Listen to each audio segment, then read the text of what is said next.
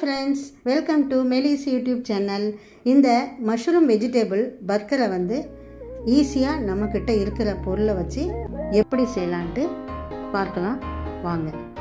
Mushroom வந்து எடுத்து அதை நல்லா கழுவி சுத்தம் செய்து அதை கட் பண்ணி ஒரு கிண்ணத்தில் வச்சுக்கோங்க.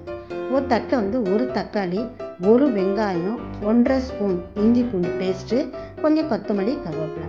ஒரு கிண்ணத்தில் வந்து மஷ்ரூம் எடுத்து 1 ஸ்பூன் மிளகாய்த்தூள், 1.5 ஸ்பூன் தனியாத்தூள், 1/2 ஸ்பூன் வந்து கரம் மசாலா தூள், சிக்கன் 65 மசாலா வந்து 1 ஸ்பூன்.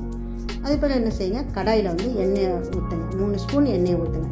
ஊற்றிட்டு இது ஏலக்காய், கிராம்பு அதையும் போட்டு நல்லா பொரிஞ்ச பிறகு வெங்காயத்தை போடுங்க.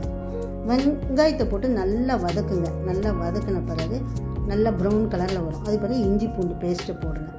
அதையும் போட்டு நல்லா வதக்கி விடுங்க. நல்லா கிண்டி விட்டு அதுக்கு பிறகு கொஞ்சம் கருவேப்பிலையை போடுங்க.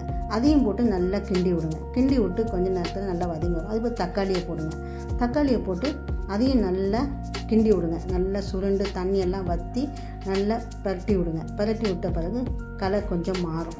அதுக்கு பிறகு செய்யுங்க, இது மஷ்ரூமுடைய வேக வைத்த மசாலாவை அதில் போடுங்க. அதில் போட்டு அதையும் நல்லா கிண்டி விடுங்க.